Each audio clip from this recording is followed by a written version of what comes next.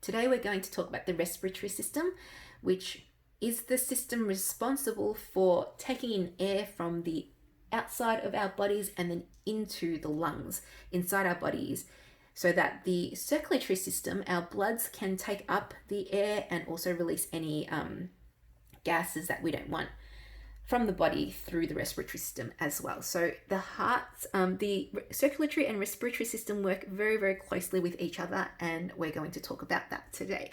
First up, we're going to look at the structure of our respiratory system and the components that is involved. So starting from number 1 and 2, pretty obvious, it's our nose and mouth, which is the passageway for gases to enter and exit the body. So this is our first point of entry or exit. So if you were taking a breath in, gases will enter through these two passageways and then pass the pharynx, which is this region just in the basically kind of like the back of your throat. That this region, number 7, is called the pharynx. So Pharynx. So hopefully you've got this diagram in front of you and labeling it. If you haven't, you might want to pause and just draw it out, or you can print a copy that's been uploaded onto OneNote. So that's number 7, your pharynx. Now then it will go past this region. Now this is colloquially called your voice box. It's the larynx, Larynx. So from the larynx, the air is going to pass through this long cartilaginous tube. This is colloquially called the windpipe. Scientifically, it's called the trachea, Trachea. Now, as the gases pass through, they enter the lungs through these two other smaller passageways. So by smaller, they're actually the largest largest tubes in the lungs, but this it's smaller, slightly smaller than the windpipe. That's just that it's just come out from. So number 5 and 9 are called the bronchus, Bronchus. So they allow the gases to enter each of the lungs. So there's one on each side.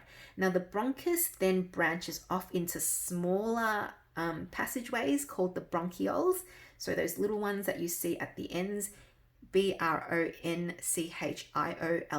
are the bronchioles, the little branches. Now, at the end of each of the little branches, or these branches lead to our alveoli, Alveoli, which are our air sacs. So they will be filled with air, and it is in this region, the alveoli, in which gas exchanges occur between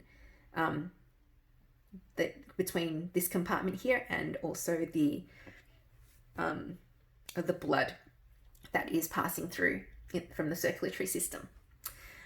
Now 6, this region here is our diaphragm, and we'll talk about what it does in just a little moment.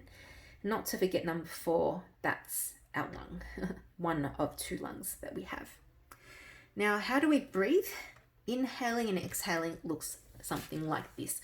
When we inhale, our chest expands. Okay, well basically our chest muscles relax a little bit. They expand, okay, to allow the maximum volume that the lungs can take in. The diaphragm also contracts. So as it contracts, it gets pulled down, okay, to allow more space in the chest cavity for the lungs to expand and fill with air. Now, when we exhale, the opposite thing happens. Now, diaphragm actually relaxes. When it relaxes, it actually pushes upwards, and therefore that assists with the air being pushed out. Now, the chest also contracts. So by contracting, we're actually squeezing the muscles in order to push the air out, and that is how we exhale. Okay, that's how the air leaves the body. So inhaling and exhaling are opposites in the sense that the chest expands as we inhale and contracts as we exhale. Diaphragms contract when we inhale, and the diaphragm relaxes when we exhale. And this is just another diagram of the lungs. So unfortunately, not only because we can't do a dissection because we're not, because we can't go to school, but it's actually quite dangerous to dissect a lung because of all the possible particles that could be hazardous to you. So even if we were at school, we wouldn't be able to do dissection. This is probably the closest you can get to seeing a lung in real life. Okay, or maybe you can check out some other videos of people looking at lungs, looking at real lungs. Now over here, I'm just highlighting the bronchus and the bronchioles, so the branches that branch out, and around the branches will be heaps and heaps of air sacs or alveoli. So this is the bronchus, there's two, okay, and all the little branches are the bronchioles. Now if we look closely at the lungs, so if we actually cut a lung open, you'll see a lot of little holes. Now this is a relatively healthy lung, because what we want to actually see is that these holes are very, very small. There are lots and lots of them. Now people with who have some lung conditions, so smokers that damage their lungs from smoking, will have much bigger holes. And the problem with having big holes and not very many holes is that we are actually reducing surface area. So these alveoli, the air sacs, being small and being having lots of surface area allows very, very efficient gas exchange. So as soon as you start seeing really big holes, and if we compare the lungs of a healthy individual versus one with who smokes 5 packs a day, you'll see that there is a huge difference in the size and the quantity of these air sacs, because a healthy person would have a very spongy lung. Okay, so if you think of a sponge, it's got lots of little holes. It's able to get to hold a lot of, or for a sponge, it holds a lot of water. For lungs, it's able to take in or allow a lot of gas exchanges to occur because of the high surface area. In a smoker's lung, you'll see the holes being quite big. Now, even though it's big, it's actually reduced surface area because there's not as many of them as well. Okay.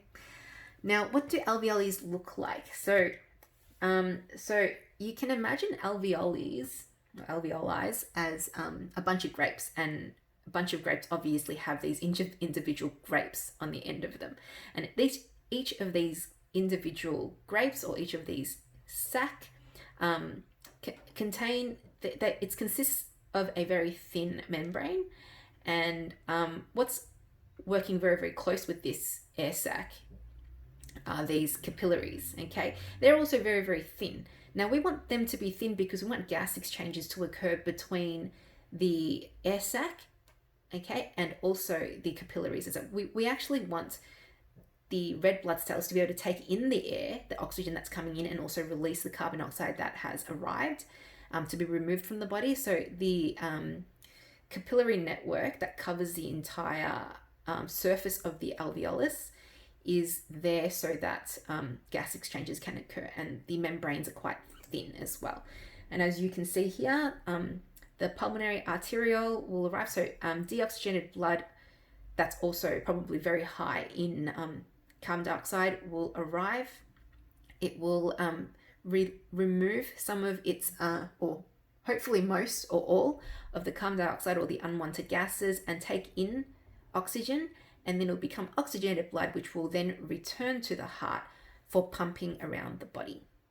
Okay, so this is one of the grape, let's call it a grape, or the sac in in a bunch of grapes. So these are the little grapes for each of the sacs, and it pretty much looks like this. Now if we zoom in a little bit more and look at the cross section of one, so we just focus on one of the capillaries, this is exactly what's happening. CO2 is coming out and oxygen is coming in, and the red blood cells are picking it up. And notice how thin the the vessels are.